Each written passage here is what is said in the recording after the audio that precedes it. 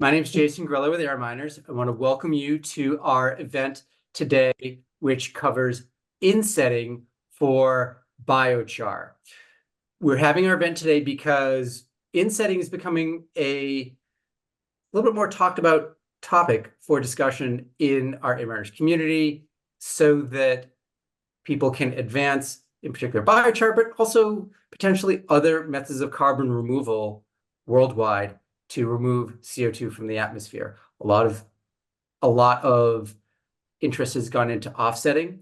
Insetting offers a new pathway for projects to get underway and to achieve the climate goals we all have in mind. So thank you for all attending. Thank you for your time and attention. To give you a sense of logistics today, I'm going to hand the mic over to Kimberly Gross very shortly. Hey, Kimberly. Who will be moderating our discussion. And then we'll have a discussion for about maybe 35 or 40 minutes, followed by Q&A for 15 minutes or so. I'll come on at the very end with some final comments, and then we'll stop the recording. And at that point, at the top of the hour, feel free to hang on for a networking session. I'll keep this exact Zoom line open. So if you want to hang around and talk with other of the attendees, or if any of the speakers wish to stay, that you can speak with each other about the topic at hand, and then you can speak with each other. Again, the idea is to have a free-flowing conversation. During the Q&A portion of our recorded event, please do feel free to, at any point, just put your questions into the chat. We'll try to get to them during the Q&A section. This is going to be recorded and put onto our YouTube channel. So if you have to leave a little early, or if you can't make it, then that'll be available in a couple of days. So just want to say once again, thank you so much for coming. And with that, I will hand the floor over to Kimberly Gross. Kimberly, please. Thank you, Jason. And also thank you from my side for everyone that would tune in today to Air Miners. I'm extremely excited Kimberly, to welcome... you're a little muted. I'm muted? I shouldn't be. Can you hear me well? No, I think we can hear you.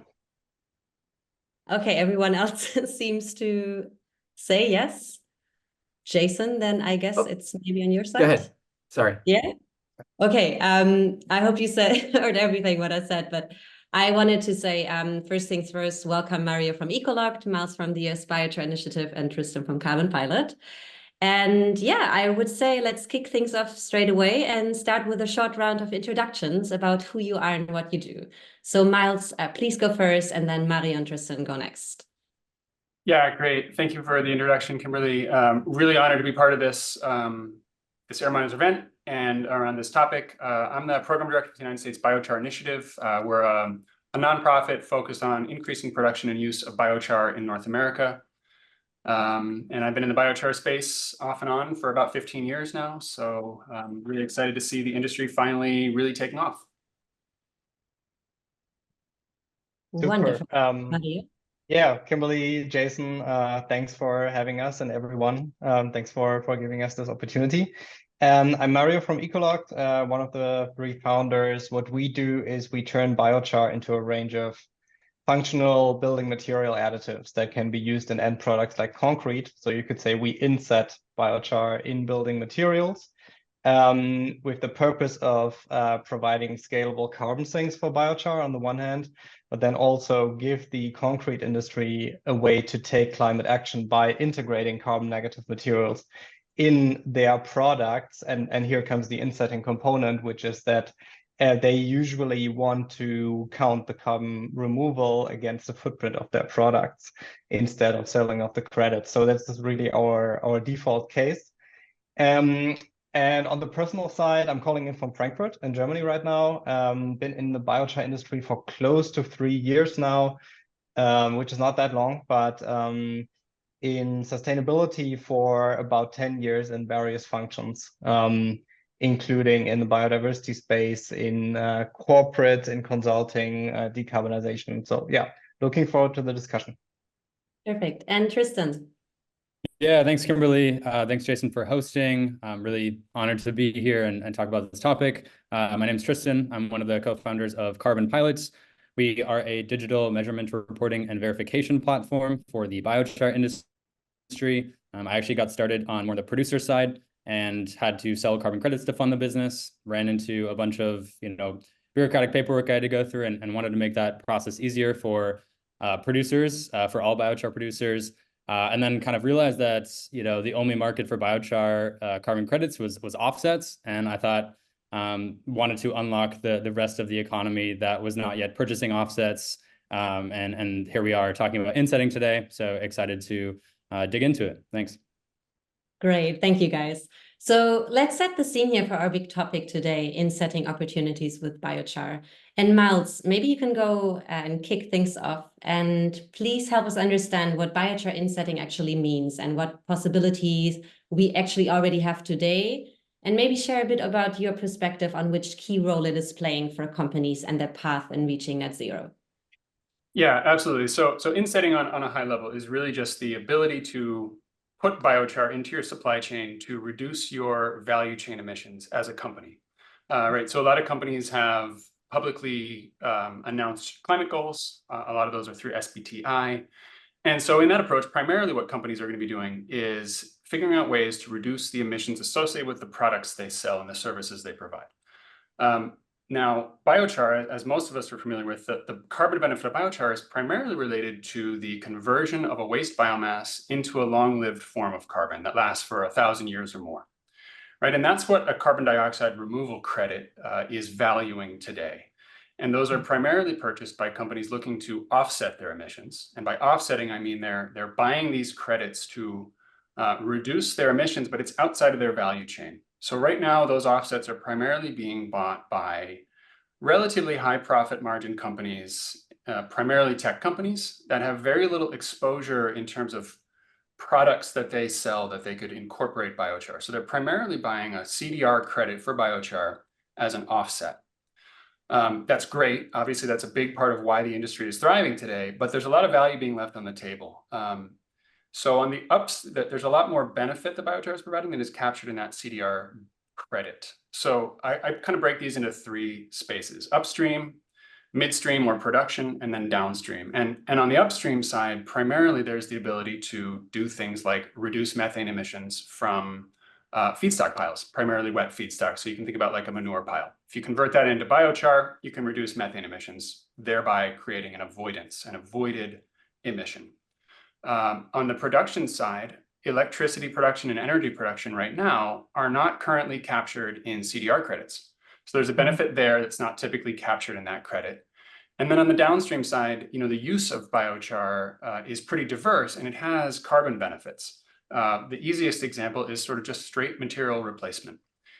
You can use biochar to reduce the amount of cement required in concrete, or you can use biochar to reduce the amount of perlite in potting media. Biochar also reduces emissions from soil, things like nitrous oxide emissions. It can reduce emissions from manure piles if you incorporate it into manure piles. And then the final piece is really the ability to reduce other inputs, right? So when you use biochar in soil, you can use less nitrogen fertilizer. So there's a lot of benefits associated with using biochar that are not currently captured in that CDR credit. And so the insetting space really provides an opportunity to capture a lot of those benefits, but it also provides an opportunity to take that carbon removal benefit and build it straight into the value chain. And that's a lot of what Ecoloct is doing, is really bringing that removal attribute directly into the value chain. So there's a lot of opportunities in the insetting space that I think will really increase the value of biochar production and use. Thank you. So Mario, putting this into practice and seeing how that works in reality, hearing what Miles said, besides what you're already doing, would you echo this? How knowledgeable are companies about the speed and need for insetting actually? Do they understand the benefit of using biochar in their supply chain? Yes, they do, but I would say it depends, like the level of knowledge depends on what kind of companies we're talking about. Because a lot of the companies that we work with are SMEs, let's say concrete producers, for example, and those would not normally have used offsetting. So insetting, if I go and pitch to them about insetting, that would be a completely foreign concept to them. But they still appreciate the mechanism, which essentially just needs to be so, let's say, marketed in a different way on the basis of the product footprint that they can achieve, right? So my typical customer is unhappy about the footprint, the net footprint of their concrete, and the fact that they cannot do much about it because they don't produce the cement themselves, but they buy the cement from the big players. Or if it is a big player, then they are, of course, not satisfied with the speed at which they can change things in terms of how cement is produced. And so then we're at this point where they want to do something about their product footprint.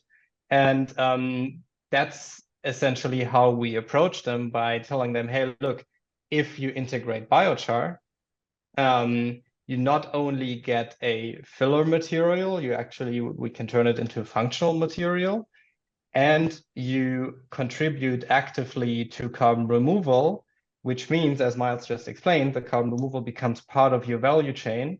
You're doing something, you're contributing to carbon removal targets, and the activity, is not happening on the other side of the planet, but ideally it's even very local. It's based on local waste, and that kind of resonates with them. But there is a bit of certainly education required. So if I just reach out to someone now and tell them, hey, would you like to inset with us? They're not going to know what I'm talking about. It might be different, of course, so we are also in collaboration with some of the big cement players, and they would, of course, have used offsetting, and they would have considered, okay, what's the difference between, let's say, purchasing carbon credits from an afforestation project that has happened somewhere else versus actually integrating a physical carbon negative product in with my output. Understand. Super interesting. So thank you, Mario. Maybe moving forward, let's also explore the role of MRV and regulations for insetting here, because it's also playing a super crucial role when it comes to making decisions as a company, for example, in insetting. So Tristan, from your perspective, what role does MRV play in the world of biochar insetting? What are possible ways to measure the impact, maybe of the insetting strategies that companies implement? And how do co-products fit in the picture? Sure. Yeah, thank you. So, at a high level, measurement, reporting, and verification, MRV is really just monitoring the climate impact of every single biochar application in real time to ensure that there's no false claims. And I think this plays a very similar role in the insetting market as it does in the offsetting market. A big reason why a lot of these companies are not currently purchasing offsets today is because they are worried about the greenwashing risks, or the risks that these offsets are not actually providing tangible climate value. And so I think the only way that insetting is going to work is if we take some of the best practices from the offsetting market, things like verification bodies or setting up existing methodologies to be able to verify each different component. So, Miles mentioned earlier, there's, potentially methane reduction for every time you produce biochar. There's potential reductions in cement or asphalt that you're using as a result of using biochar as an alternative material. And so all those are separate co-benefits that may be a part of a different methodology, and that may have to be calculated differently. So the carbon removal methodology, we know, how to calculate that, how to calculate the carbon removal that's in the biochar by tracking the supply chain, how far that biomass is traveling, what are the processing emissions of the actual pyrolysis process, and then finally, what are the end use application emissions. And this allows these corporate buyers, the insetters, as well as the offsetters to know exactly, what's going on in the supply chain, where is the carbon actually being removed. But when we bring this to insetting, oftentimes you have to split the carbon removal and the carbon avoidance or reduction benefits, because it can be pretty expensive if you combine a carbon removal credit in addition to the cost of the biochar, right? And so oftentimes you might see a biochar producer selling the carbon removal credits with an existing methodology, and you might have the insetter, claiming any sort of reduction of fertilizer, reduction of existing cement uses, or anything that biochar is replacing. So MRV just plays a role in being able to track the individual impacts of biochar and allocating that value effectively across the value chain of a biochar production. So yeah, I think it makes it easier for them to implement these projects internally. Thank you, Tristan. Yeah, definitely really, really great insights on that front. Miles, building up on this point mentioned about MRV and looking at regulations on this point, where are we actually in terms of insetting infrastructure and respective incentivized support today? Do you feel that enough public and private support is already given to scale insetting opportunities? And if not, what would need to happen? Yeah, it's a great question. So right now, insetting or value chain emissions accounting is only required in a handful of countries. The SEC, I think, came out a few weeks ago with guidance in the United States around publicly traded companies and how they report their value chain emissions. The state of California in the United States is also going to require that, I believe, starting in 2027. So just on a high level, value chain emissions accounting is relatively early stage. I think it'll develop quite a bit more in the next 10 years or so. And then when you dig down into sort of insetting with biochar, I would say it's starting from close to zero at this point. You know, we have a pretty solid infrastructure, as Tristan mentioned, around carbon dioxide removal credits, but really tracking the other benefits of biochar through value chains, I would say is starting from close to zero. One of the things that I think the biochar industry really needs to push for is some unified guidance from the industry, because a lot of these decisions around how value chain emissions are accounted is really driven by some big global organizations. In the United States, for instance, most companies that report value chain emissions are following something called GHG protocol. And they update their guidance periodically, but really getting biochar inserted into some of those frameworks, at least how we think biochar should be treated, is really important. And how those are starting is that a lot of those things like GHG protocol, a lot of companies, the way they do it now is they use databases of products. So types of products. So you might have widget A and widget B, and a company will go look up what the GHG emissions are from a given product. So I think the starting point is probably to at least make sure we have some industry averages for biochar in some of those databases, so that a company that uses biochar can actually insert it using typical LCA software, lifecycle analysis software. And then beyond that, I think when we get into more substitution and improvement benefits, like a lot of the work Ecoloct is doing, I think that might come down to sort of EPDs and other ways of creating an LCA for a given particular product, like a type of biochar that I produce or a type of biochar that company B produces. So that's probably longer term, but we have a lot of work to do for sure to make this both a widely available opportunity for biochar producers, but also one where we accurately monitor the benefits through value chains. But would you say public and private support go hand in hand, or is one of the both more important? I think right now, I would say that I think private support is probably more important on this topic, because a lot of companies that have SBTI targets, they're primarily looking at reducing their value chain emissions. There are a handful that are looking at removals, but a lot of them are really looking at these value chain emissions. So I see a lot of support probably coming more from the private sector. Thanks, Miles. Yeah, So I can add to maybe some of the infrastructure questions. There's Vera just released a scope 3 methodology, or a request for proposal for scope 3 interventions, and biochar is not listed on there, but CO2 utilization in concrete is, as well as nitrogen fertilizer reduction. And so if you see an insetting project, you might have to essentially combine different accredited pathways. So there's kind of two main pathways for insetting. There's unaccredited, which is essentially just an insetter, doing their internal calculations for carbon accounting. And then there's accredited, which is using existing frameworks like the biochar methodology from Pro or from Vera or for Carbon Standards International, combined with other methodologies that are out there for the reduction side. Thanks, Tristan, for jumping in. Mario, quickly over to you as a project developer and company actually bringing insetting options to life. What are your needs, would you say, as a company to make insetting actually big? Is it all just about speeding up everything on the regulation front? You could say that. No, but so first I thought maybe quickly to provide some insights on relating to also what Miles just explained with value chain emissions not being, let's say,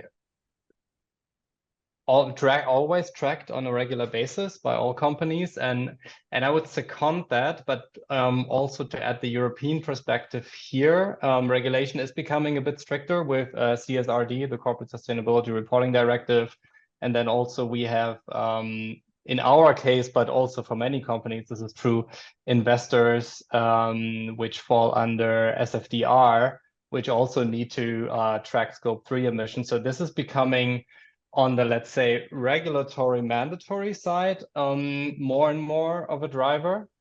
But at the same time, and this is what we're seeing with a lot of customers on the voluntary side, because companies see the marketing benefits of tracking their product total footprint, including Scope 3 value chain emissions, which is what Miles was alluding to, which would be expressed by EPDs, environmental product declarations. And that brings me to the first point.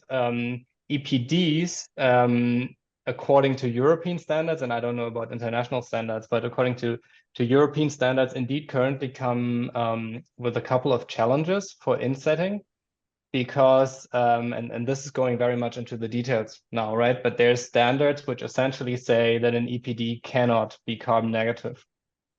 So if you provide an EPD for the end product, that's completely fine, because we don't want the concrete to be carbon negative. It could be though. But we don't necessarily need it for the customer to go to net zero. But the biochar, we would all agree in this room that the biochar is carbon negative. And so if an EPD is required for the biochar, but actually the standard says that any biogenic carbon can go into the equation negative, but then you have to account for an end of life. No matter at what point that occurs, no matter how unlikely it is, if you mineralize it in concrete or even in the geology, you have to essentially assume that at some point CO2 is going to release again. And so in that way, the standards are currently a bit prohibitive when it comes to insetting, because ultimately that's the interest of the customer to show a negative EPD. So there's working groups led by the European Biochar Initiative that are working on changing that, because it's, yeah, if we want to promote insetting, this is a must. Without that, it won't work. So that's the first one. And then maybe to MRV. I mean, solid MRV is required in just the same way as for offsetting. One difference that I would make in relation to credits is that credits, in my view at least, are not necessarily required, because a credit is a liquid financial asset ultimately.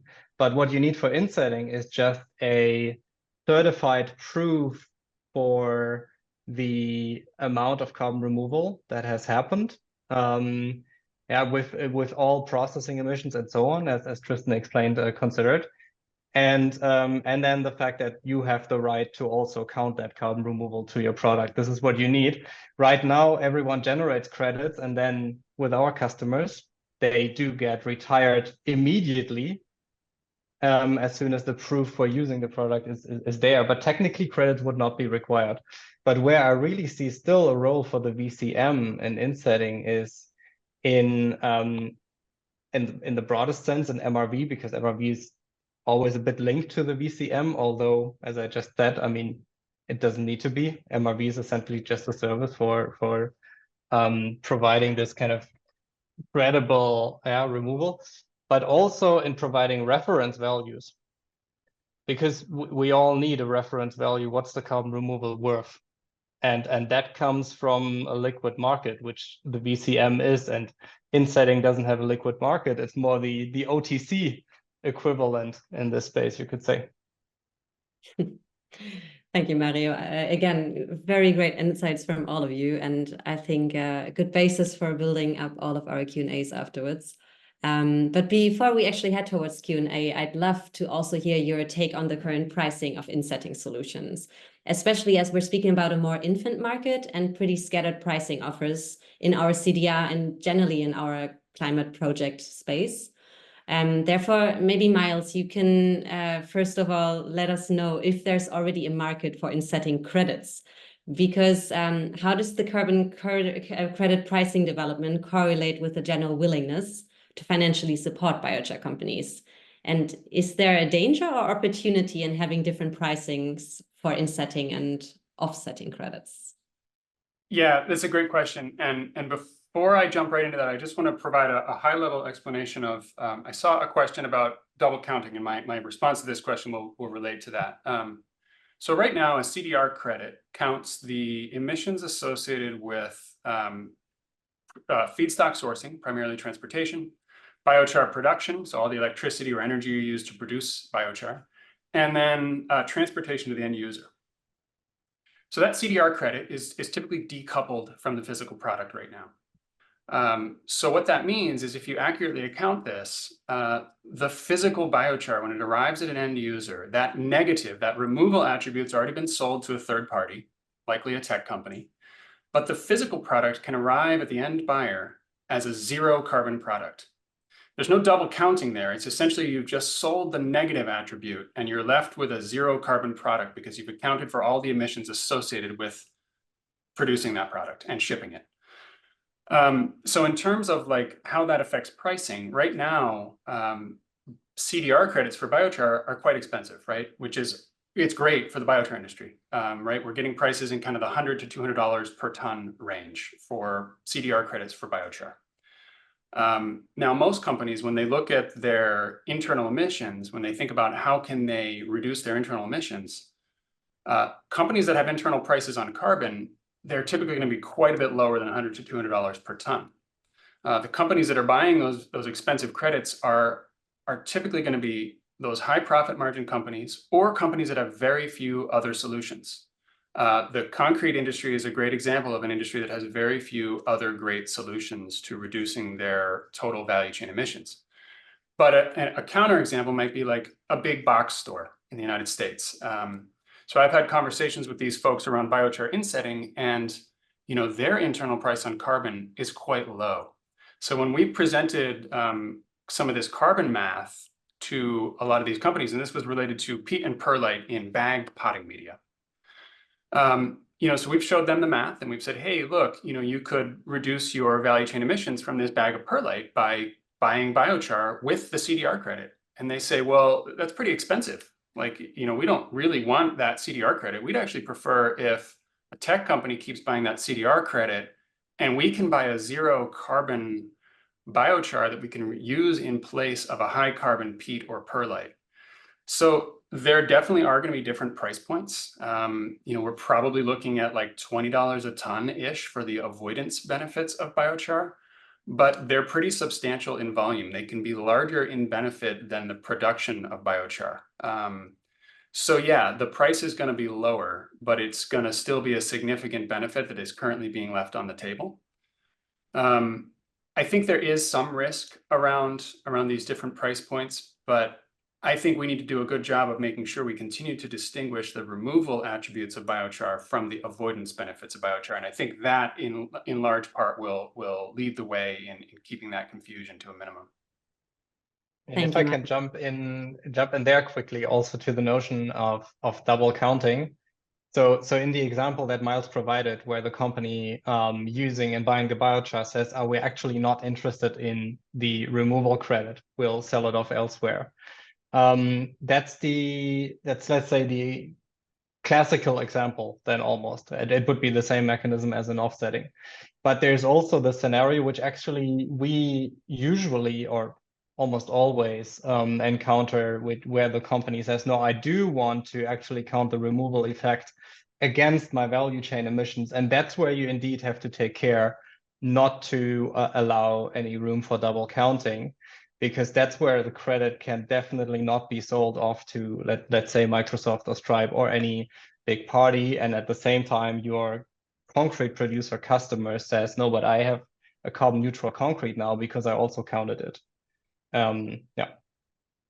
Yeah, thanks, Mario. Actually, staying with you directly, I mean, now you added already anything that was contributing to what Miles just said and double counting, which is very appreciated. But what price directions are we actually looking into when offering insetting opportunities? Would you say that there is already a high willingness of the companies you're working with to pay the price already today? And do you actually think that the price and willingness will shift within the next years to come? So the interesting thing here for me is how do we segment that price, right? So Miles just segmented in into three components, which is, let's say, the material value, which ultimately depends on how are you able to beneficiate the biochar and turn it into something that has a functional value in an industry. So that's the first component. And that component, of course, is very much driven by what do you substitute and what functionalities are you providing maybe on top of what you substitute. Then you have the second component, which is the carbon removal, and the value of that.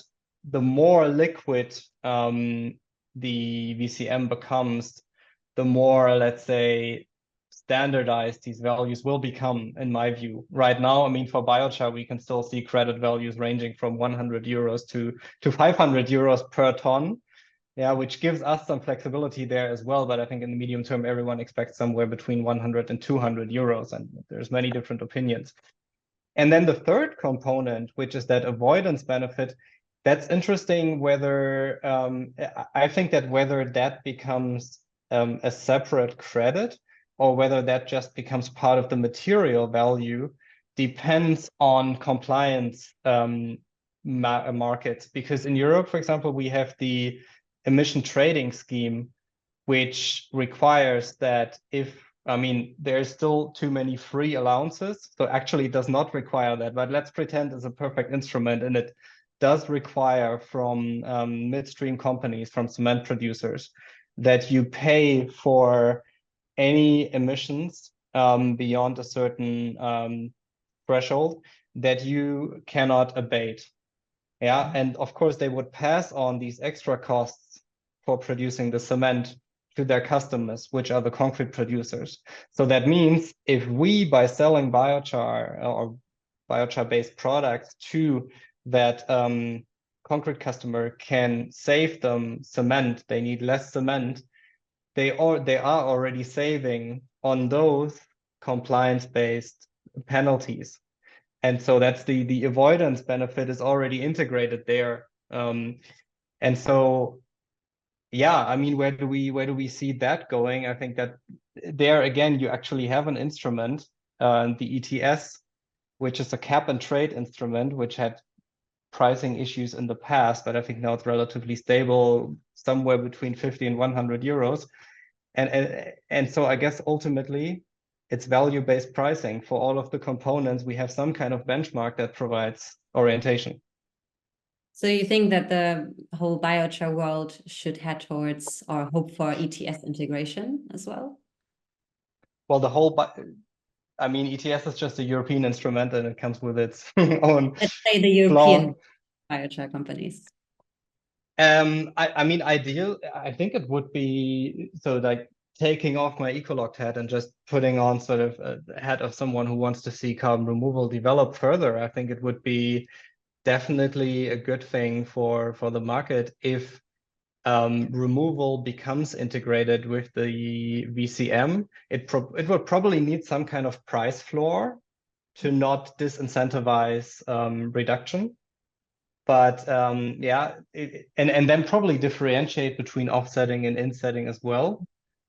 But then if that means we can take more climate action faster, yeah, by allowing big corporates to actually take action via insetting, I think that's a very good thing. And I know there is talks on the EU level, but I don't know how far progress they are. We better await that. Okay, before we finish off, Tristan, anything to add from your side? I would really love to hear also from you if you see a danger opportunity in having these different pricings for insetting and offsetting credits potentially. Yeah, I mean, it's definitely confusing, right? I mean, the biochar can be broken out into sort of three main price points, right? So you have the physical products, as Miles pointed out, and then you have the potential carbon avoidance inset, and then you have the carbon removal credit. And so all these, it depends who pays for this credit, right? So like, let's say you have a company who's paying farmers for their product. This company, as the insetter, they could pay for the biochar plus the insetting value, and that might actually be more expensive than just buying a carbon offset. But if they just buy the carbon avoidance factor and make the farmer pay for the biochar, that's a way to kind of split up the costs and sort of reduce the cost for the biochar in the first place, which is needed to actually implement these solutions, right? Because if you look at the average price of cement, it's going to be cheaper than a ton of biochar is. And so, yeah, it's just a question come in like additionality. We need as many financial levers to pull to actually implement biochar as possible. And one of the ways that we can actually do this is by splitting up the climate value accurately and divvying it up to the players. It's yet to be seen if the insetters are going to be willing to pay for the biochar plus the insetting, plus the carbon removal, and potentially plus the carbon avoidance. That gets expensive. But I do think some of the companies that are starting to get into this space do have the pockets to pay for something like that, and it does necessitate a really good carbon accounting system and system to track all these benefits individually. Absolutely. Thank you so much, Tristan. And thank you also, Mario and Miles. I think that was a really good kickoff for the Q&A to come. So heading over the mic to our friend Jason. Where is he? I can't see him on my screen. Hello. Hey, so thank you. This has been a fantastic discussion. And I got to say the Zoom chat here is awash with questions from all sorts of people from all sorts of different topics. We're going to start with Sue Satiro first. So Sue, feel free to unmute and ask. Hello. Well, thank you for the invite, and thank you for everyone to be here. I must say I'm pretty new to insetting, so I would love to hear your insights about it. I guess from my understanding, and it feels like this conversation is going around and around, and I'm having a hard time to understand, is currently like a biochar removal, carbon removals using biochar demand that we find a place for the biochar to be. So we need to find a sink, whatever that sink is. So it's soil in potting mix, cement in a building, and so forth. Once there is that need, so that use of that final product exists, how do we add into that a second, that they're using that material, you're producing another type of credits, another type of insects.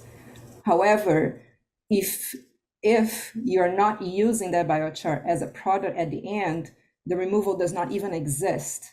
It's a requirement for the removal to exist. So how do you navigate even additionality? How you're being additional with your insettings if there is a demand of the biochar being mixed in a final product? So I guess, Mario, please go ahead. Yeah, and thanks, Sue, for the question. Good to see you again. So my simple answer would actually be by combining everything into one and the same product, which is one of the, let's say, appeals of concrete, because concrete is both a carbon sink and it's a place where you can create additional value from integrating biochar there.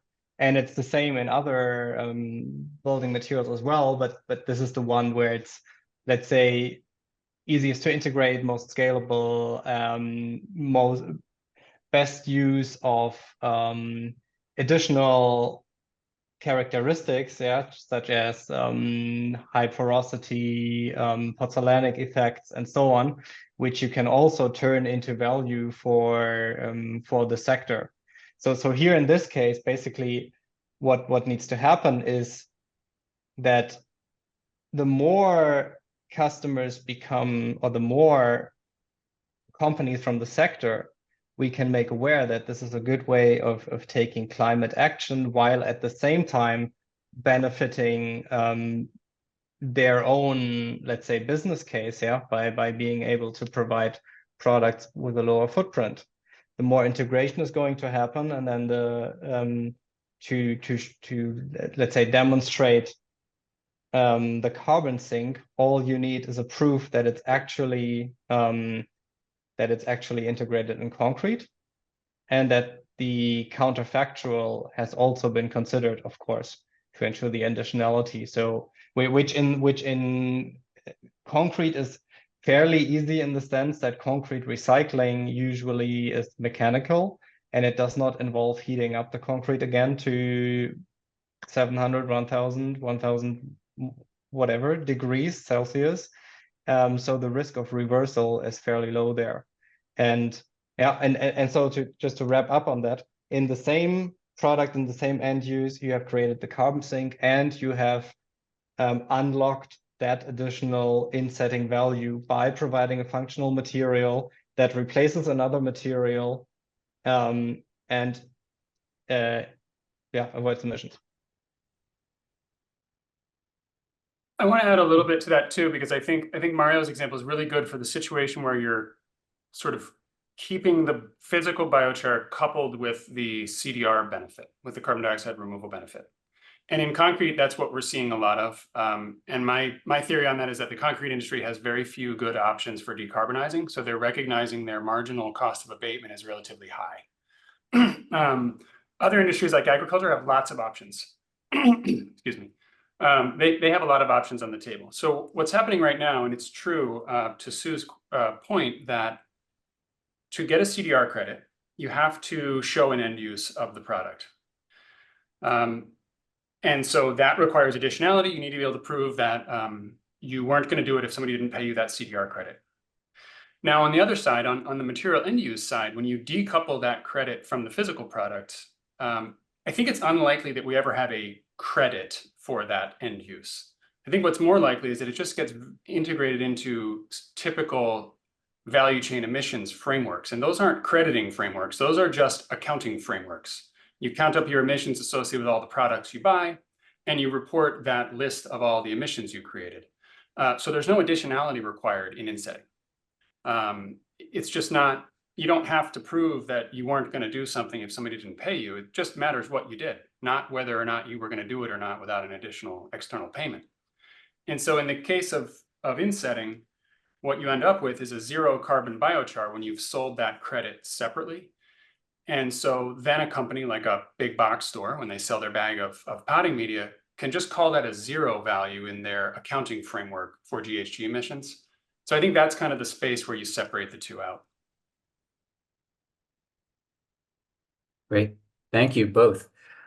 Question next from Ted Christie Miller. Ted.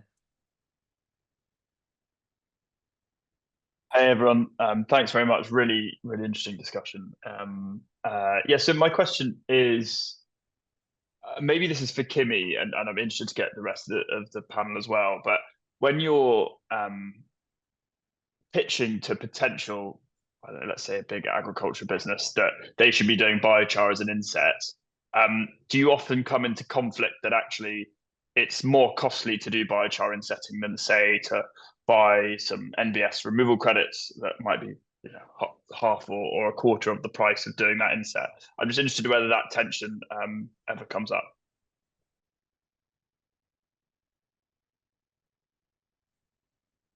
Thanks, Ted. I will give the room for Tristan and Miles maybe to answer that first. I can give his perspective as well after.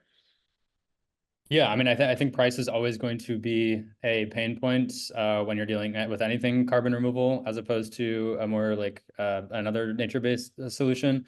I think one of the benefits of insetting over offsetting is that it does give you a little bit more control over the visibility of the project, because you can see what's happening in the supply chain, and it also, it's perhaps a better story to tell. So companies are willing to place a premium on insetting over offsetting. But I think it's all about a mixed approach, right? So companies are probably not going to be able to inset to net zero. They'll probably still have to include offsetting as a part of their strategy. But I think we'll see insetting start to get cheaper as, biochar starts to scale as well, just as offsets might get cheaper as well. But to your point, yeah, like if you combine the price of the biochar and the price of any sort of reduction benefit that you might be adding to that biochar, it's going to be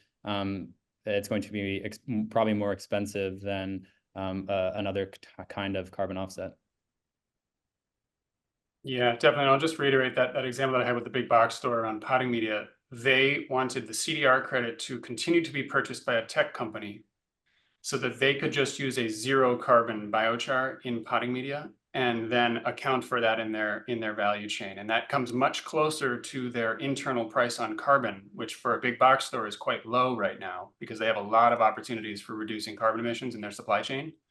So they're just wanting a zero carbon biochar where somebody else bought the CDR credit. Maybe just quickly adding on that, because I've seen a question around, wait, so about how do you explain what the benefit of insetting is versus offsetting when you talk to companies, and Ted answering your question. I mean, we're still at a stage where we do a lot of educational work. So maybe because I didn't introduce myself as where I'm from, I'm working for Novocabo, also a biochar producer and a biochar trader and green energy producer.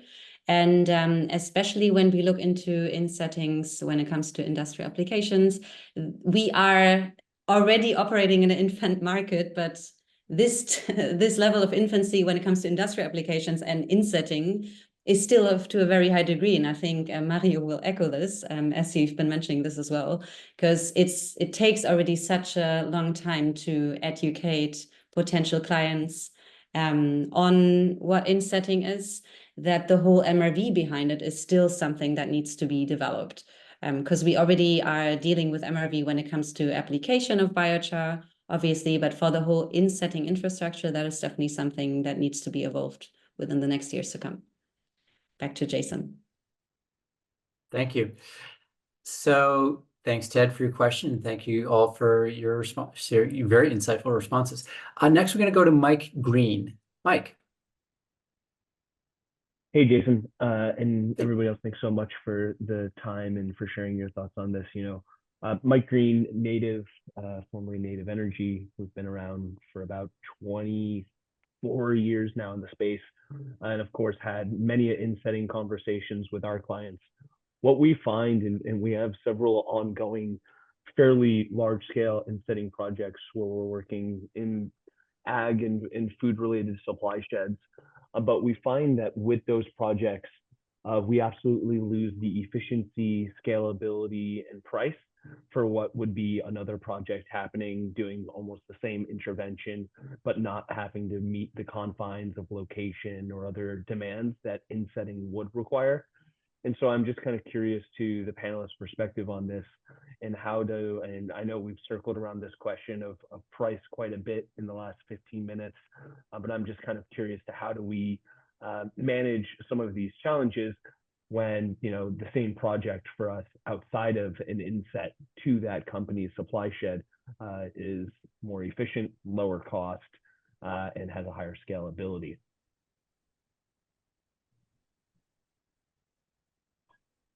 Maybe I can start. Thanks for the question, Mike. So I guess there's also still slightly differing definitions of insetting going around, right? And I think there's maybe one thing that needs to happen in the next years, that we also agree on one definition. But to me, a key element in insetting is that you are able to turn the material into value within a certain product value chain. And that doesn't necessarily have to be in concrete. That's, of course, our, let's say, tangible example. But in my view, if you use biochar as a fertilizer and that contributes to the product yield and using less pesticides or using less other chemical fertilizer in agriculture, then you can also, that's also a form of insetting within the frame of the, let's say, corn you're growing or tomatoes or whatever. So being able to turn biochar into value, that's what defines whether you're doing insetting. And I would argue that to sell large amounts of biochar, you anyways have to valorize it. And so then getting to the next question, is that challenging to find customers, to sell to them the benefits? For sure it is. I mean, and the more, let's say, commoditized the other materials are, or the other products that you substitute with biochar, the more difficult it is. So for example, taking the example of concrete again, the cheapest thing that goes into concrete, aside from water, but is sand. Sand is ultra cheap. Sand costs like 30 to 40 euros per ton. Yeah, and I mean, we all know the biochar prices. So if you just replace sand in a concrete mix, then you're gonna increase the value, the cost of that meter cubed of concrete by a lot, and then it's a more difficult sale. But if you're able to create further functional effects, whether that is a higher strength of thermal insulation or higher durability of the concrete, or reduce the weight, which almost happens automatically because of the lower density of biochar, etc. Yeah, then you're going in, then you're unlocking higher margin product categories, and then it becomes an easier sell. So I would say bottom line is ultimately about what value beyond the carbon removal are you able to extract from the biochar that a certain industry cares about. Yeah, and I'll just add to that. I think the topic of price of carbon avoidance or offsets or removals, whatever you want to call it, any bucket you want to use, there's always going to be a risk that a company has the ability to purchase offsets that are lower cost and potentially lower quality, right? And I think that's why biochar has received a lot of positive attention recently, is it's a higher quality carbon removal approach. But that tension's never going to go away. There's always going to be the ability, I think, to buy some lower value and likely lower quality credits. That's a challenge that I think needs to be addressed in a big way. I don't know who is addressing that, but biochar, I think certainly we want to push for biochar being one of those higher quality, higher value credits, at least for the CDR component. Now, the insetting component, in some ways that can be very cheap. In the perlite example, using potting media, if a company can buy biochar for a similar price of peat or perlite, they can get a very low cost or zero cost avoidance benefit in their value chain, because they can use a zero carbon biochar where the CDR credit has been sold separately. They can use that zero carbon biochar to offset peat. And if they're buying the biochar for the same price as the peat, they're getting a free value chain emissions reduction. Yeah, well said. I like Mario's point about it really comes down to the value that you're providing in addition to the carbon value to the company.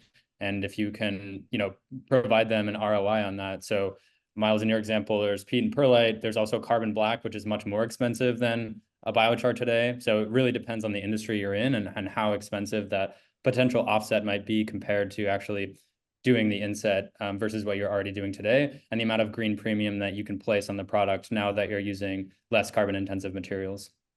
Yeah, I'm going to put on my MBA hat for a second and just friendly reminder that cost is not price, price is not value.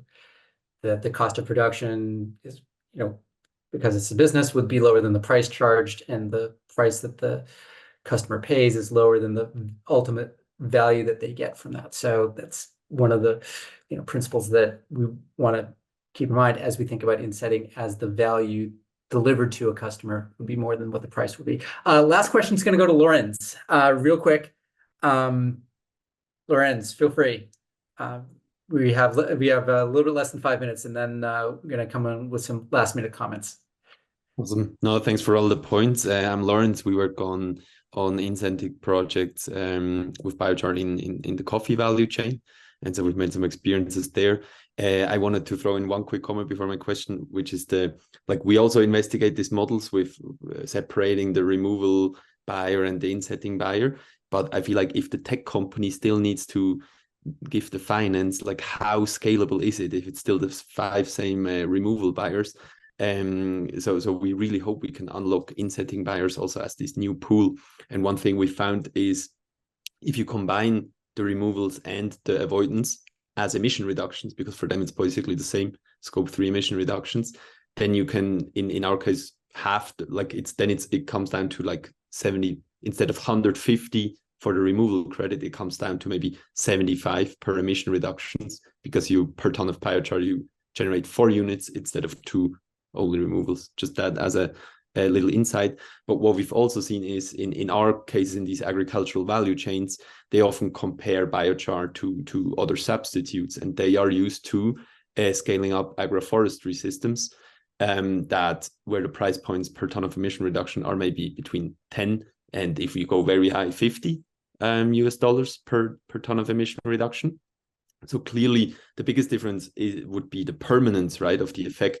So I wanted to ask around, have you seen any, like how relevant is permanence as an attribute for insetting buyers today and maybe in the future? Yeah, I can start again if you like. I mean, first of all, I fully echo your perspective. It's the same for our customers. It doesn't matter for them whether it's avoidance or removal. It's all a net reduction of their product's carbon footprint, which of course needs to be properly accounted for, and which in an EPD would be categorized according to those effects. But at the end of the day, what you see is a net emission reduction. And permanence, yes and no. So yes, because exactly for the scenario that I described earlier, where an EPD would currently require you to take out or to account for a release of CO2 at end of life again, right? To pretend that this is definitely going to happen. In this discussion, the permanence is very important, because the permanence of biochar, the fact that, as shown by latest research, it corresponds to inertinite, which has a very, very, very high permanence, and that even microbial activity that would be relevant in agriculture does not affect more than 95% of it. In combination with where you store it, and that, for example, concrete is a very secure place where the risk of reversal, the risk of carbon atoms ultimately leaving the concrete and reacting with to CO2 is very low. That's a key argument that we can use to counter that idea that an EPD cannot be carbon negative. So there it's very important.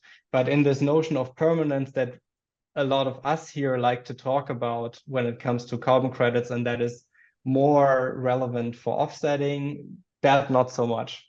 You know, where it's about, is it 100 years, is it 1,000 years, that my customers are not interested in that. Thanks. Noting we are just about at time, so we're gonna have to close the discussion right now, but I really appreciate everyone's time today. Tane, I see you have a question. We can, if you want to ask that in the chat, that would be great. We're going to close the recording.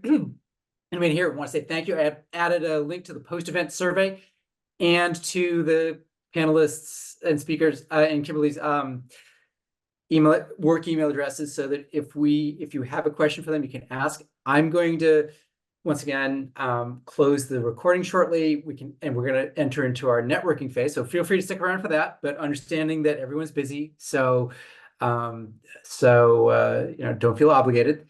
Our next event is going to be in May, talking about MRV. So those of you in the air miners community, take a look at that.